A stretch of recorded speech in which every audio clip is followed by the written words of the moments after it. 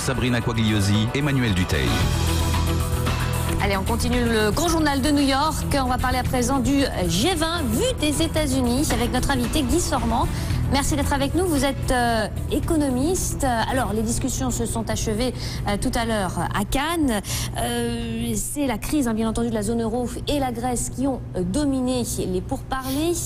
Les leaders internationaux parlent finalement se sont félicités de ce sommet. Vous avez Barack Obama qui parle de conclusions productives. Vous avez Nicolas Sarkozy qui parle de résultats spectaculaires. Est-ce que, selon vous, c'est véritablement un succès, ce sommet ? Pour Nicolas Sarkozy, c'est une grande déception puisque son projet était de faire du G20 de Cannes un moment de la réforme du système financier international. Il n'en a pas été du tout question. Enfin, le débat sur la crise l'a emporté. Oui. Alors maintenant, du point de vue américain, les Américains y allaient, enfin, en tout cas le président américain et l'opinion publique, les médias, avec une inquiétude peut-être excessive sur l'avenir de l'euro et de l'eurozone. Depuis des semaines aux États-Unis, on a assisté à une véritable campagne, orchestrée ou pas orchestrée, mais laissant entendre que l'euro allait disparaître. Oui. Et les dirigeants américains, les dirigeants politiques et économiques vivaient cela, pour certains, comme une espérance, et pour d'autres comme un grand risque. Vous pensez que Barack Obama en ressort en se disant il existe en Europe un leadership, où il existe en Europe un tel bazar qu'effectivement... Alors, il en revient, je peux pas lire dans sa tête, mais enfin je vois les commentaires, ce qu'il s'est dit, ce qu'il a déclaré, et également la réaction des leaders économiques ici aux États-Unis. Les Américains reviennent de ce sommet de Cannes persuadés que l'euro est infiniment plus solide et la Banque centrale de Francfort infiniment plus forte que l'idée qu'ils s'en faisaient. Ouais. Donc dans leur esprit, et je crois qu'ils ont raison, ni l'euro ni l'eurozone ne sont menacés. Qui les a persuadés? Essentiellement Madame Merkel. L'engagement très fort de l'Allemagne, enfin ce G20 est une victoire de la pensée allemande, de la pensée économique allemande. L'engagement de l'Allemagne a été absolument décisif. Et je crois que toutes les rumeurs autour de la disparition de l'euro vont s'évaporer. Ça c'est le grand résultat pour le monde entier, mais c'est le grand résultat tel qu'il est perçu ici. Alors la grande déception pour Obama, personnellement, quand même un échec politique ce sommet, puisqu'Obama n'a absolument pas obtenu la moindre esquisse d'un plan de relance quelconque de l'économie mondiale. Et il n'a surtout pas pu, une fois de plus, critiquer la Chine. Là aussi, les commentateurs économiques ont été très déçus du fait que la Grèce et que l'Europe, à ce point-là, dominent ce G20, puisque les États-Unis voulaient en faire un nouveau terrain d'affrontement avec la Chine en disant, voilà, vous voyez, c'est la crise et il faut absolument travailler sur votre monnaie. Bon. Et ça aussi, c'est une déception côté américain. Obama ne rapporte pas grand-chose de ce sommet. Bon, vous savez, le débat sur la monnaie chinoise, on n'a pas tellement le temps d'en parler ici, enfin, assez artificiel. Enfin, même si la monnaie chinoise était, je dirais, 10 ou 15% plus forte, ça ne changerait pas grand-chose pour l'économie américaine. Peut-être qu'ils importeraient plus du Vietnam et moins de Chine, mais ça ne créerait pas un emploi supplémentaire aux États-Unis.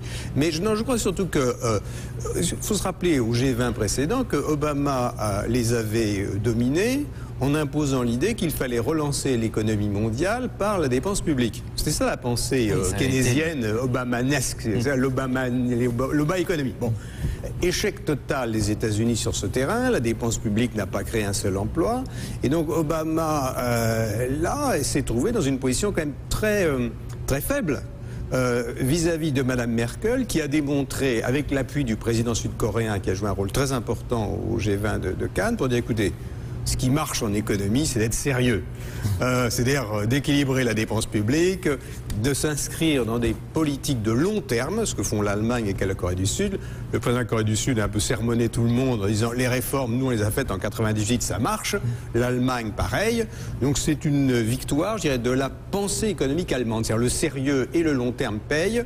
Et la relance, ce que souhaitait Obama et ce qu'a fait Sarkozy avant, ça ne marche pas du tout. Au contraire, c'est le facteur principal de la crise financière. Est-ce que aussi Barack Obama n'est pas arrivé beaucoup plus affaibli que lors des derniers G20? C'est-à-dire qu'il dit aux Européens, mais bon sang, faites passer ce plan européen, quand lui-même n'est pas capable ici de faire passer son plan sur l'emploi, et que surtout, entre-temps, le AAA américain est passé aux oubliettes du côté de Standard & Poor's. Oui, enfin, Obama et la pensée économique qu'il représente. Hein. Moi, je ne distingue pas les hommes de la pensée qu'il porte. C'est Obama, c'est la pensée économique qu'il représente, sont arrivés plus que faibles, enfin, en position d'échec. C'est-à-dire que non seulement il ne parvient pas, pour des raisons de politique intérieure, à faire passer son plan de relance nouveau, mais le plan de relance antérieur n'a pas marché non plus. Bon. Certains disent qu'il a limité la casse tout de même. Il n'a pas eu les effets escomptés. On se dispute aujourd'hui entre économistes sur les causes de la crise de 1930 et sur l'efficacité du New Deal. Donc on n'est pas capable de se mettre d'accord entre nous sur le New Deal 1934, si vous voulez.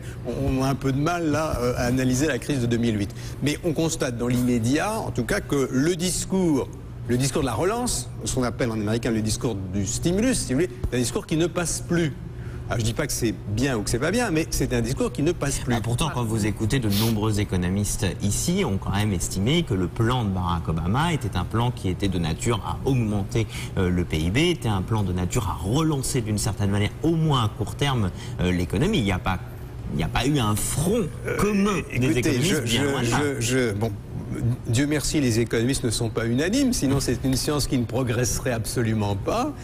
Il est vrai qu'un certain nombre de chroniqueurs de l'économie, chroniqueurs de l'économie, non, c'est pas le même métier. Hein. Bon, il en faut pour faire passer la théorie dans la pratique. Un certain nombre de chroniqueurs ont beaucoup parié sur la relance. Bon.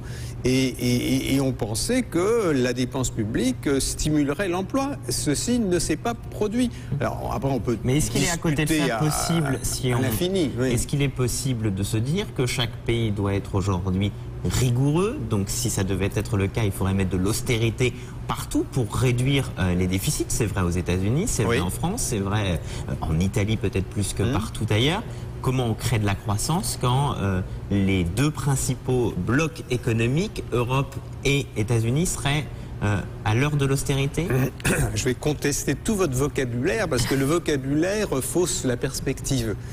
Austérité, moi je dis rigueur, respect des grands équilibres, inscription dans le long terme.